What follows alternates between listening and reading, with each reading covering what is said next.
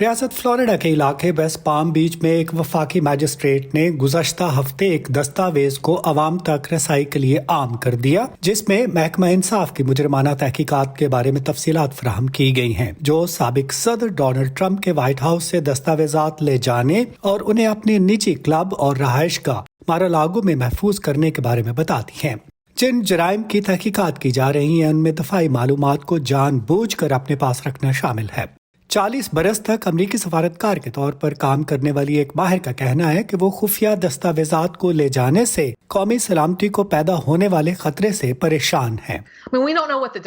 ہمیں ابھی تک معلوم نہیں کہ دستاویزات کیا ہیں، لیکن آپ کو میں بتا سکتی ہوں کہ میں نے 26 سال اعلیٰ خفیہ سیکیورٹی کلیئرنس کے ساتھ کام کیا، اور ان سالوں میں سے زیادہ تر میرے پاس SCI کلیئرنس یا خصوصی کمپارٹمنٹل انفارمیشن کلیئرنس بھی تھی، اور وہ دستاویزات واقعی نایاب ہیں۔ در حقیقت وہ وائٹ ہاؤس سے باہر چلے گئے۔ صرف یہی نہیں کہ وہ وائٹ ہاؤس سے باہر نکلے، وہ انہیں مارالاگو لے گئے، جہاں آپ جانتے ہیں کہ کوئی بھی ان دستاویزات تک رسائی حاصل کر سکتا تھا۔ ٹرمپ کسی بھی غلط کام سے انکار کرتے ہیں اور ان کے حامی مارالاگو میں FBI کی تلاشی کو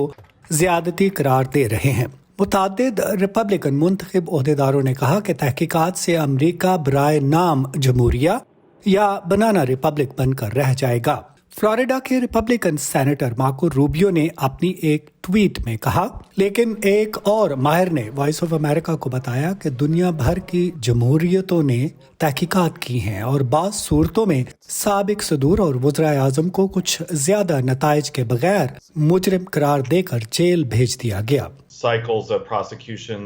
قانونی کارروائیوں کے سلسلے جیسے لاطینی امریکہ میں برازیل میں مختلف سابق صدور کے ساتھ، فرانس میں نکولس سرکوزی، جنوبی افریقہ میں جیکب زوما اور اسرائیل میں بنجامن نیتن یاہو کے مقدمات کے معاملات۔ لیکن جیمز یہ بھی بتاتے ہیں کہ اگر ٹرمپ پر فرد جرم عائد کی گئی تو یہ قوم کے لیے پہلا واقعہ ہوگا۔ امریکہ کے لیے واقعی ایسا معاملہ ہے جو پہلے نہیں ہوا۔ آخری مرتبہ امریکہ کو اسی جیسے مسئلے کا سامنا اس وقت کرنا پڑا تھا، وہ یقیناً رچرڈ نکسن کے ساتھ واٹر گیٹ کے بعد تھا، اور اس مدت کے دوران اس وقت کے صدر فورڈ نے اس خیال کے ساتھ نکسن کو معافی دینے کا فیصلہ کیا کہ اس سے آگے بڑھنے اور قوم کے زخم مندمل ہونے میں مدد ملے گی۔ ایک اور ماہر کا کہنا ہے کہ ریپبلکن پارٹی پر ٹرمپ کی مسلسل گرفت اور منقسم سیاسی ماحول امریکہ کو دوسرے ممالک سے مختلف بناتا ہے۔